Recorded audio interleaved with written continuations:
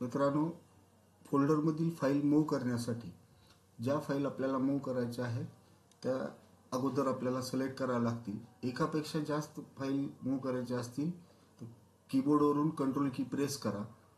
ज्या file move करायच्या आहेत त्या फाईल सिलेक्ट करा. यानंतर कट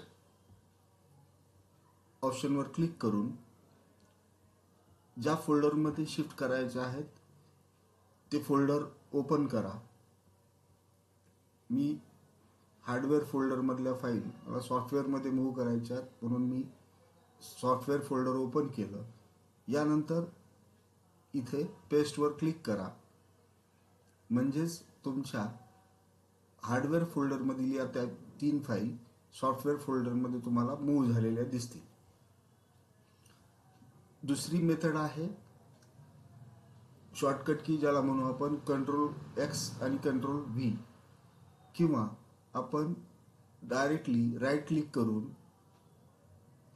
कट आणि ज्या ठिकाणी मूव्ह करायच्या तिथे जाऊन राईट क्लिक करून तुम्ही पेस्ट केल्यानंतर तुम्हाला त्या फाईल मूव्ह झालेल्या दिसतील.